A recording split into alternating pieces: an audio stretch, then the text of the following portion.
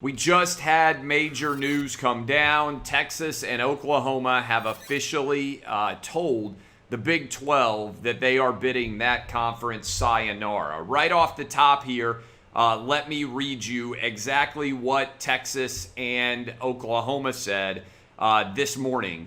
The University of Oklahoma and the University of Texas notified the Big 12 Athletic Conference today they will not be renewing their grant of media rights following expiration in 2025.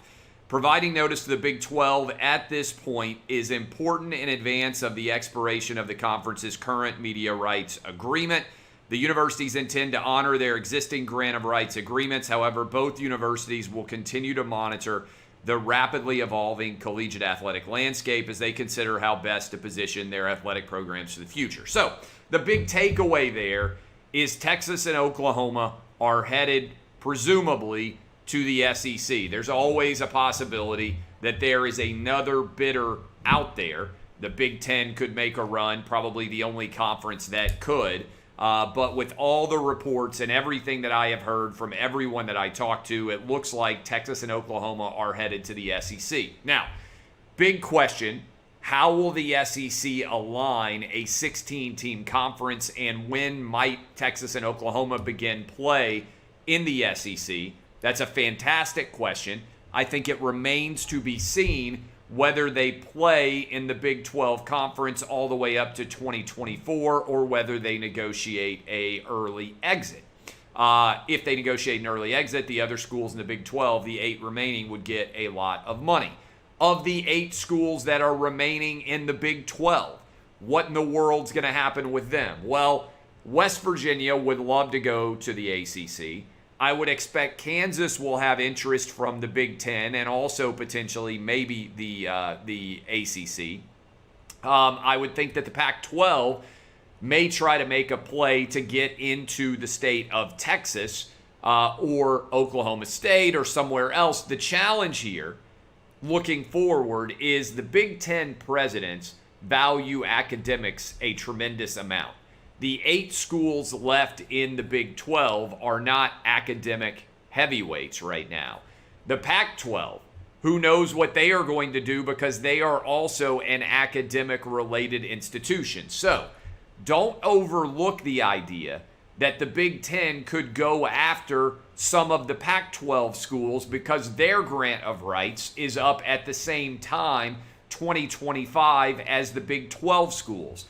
The SEC and the ACC schools are locked in for some time to come. So, the Big Ten, could they make a move for UCLA, for Stanford, for USC, for Cal? Those are 4 elite academic institutions.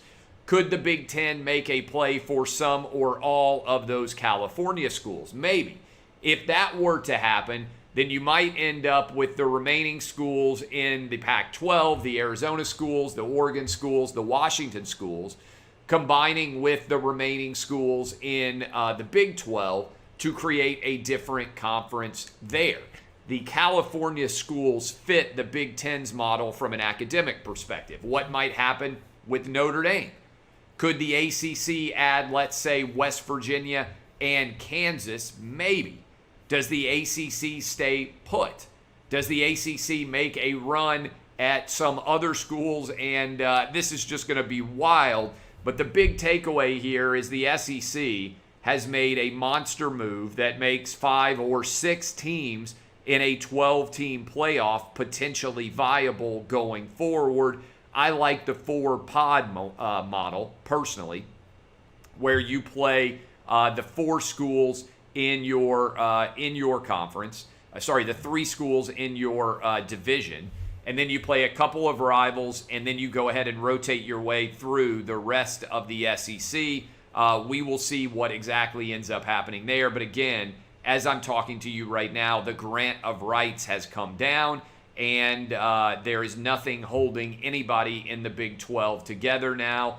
I do think you can't underrate the pressure that ESPN is under now from a legal perspective here. So the Big 12 could end up surviving depending on how many options the other schools in the Big 12 have.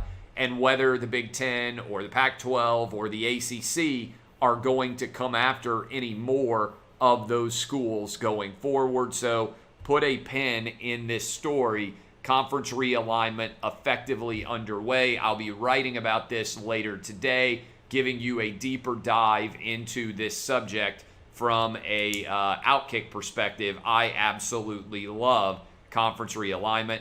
And those of you who remember Outkick from the early days know that when Missouri and Texas A&M and Nebraska and Colorado, Pittsburgh, all of those different schools, Maryland, Rutgers, when all of that movement happened a decade ago, I was covering that in incredible detail. So I'll be writing on this potentially later today when I actually have some time in the afternoon.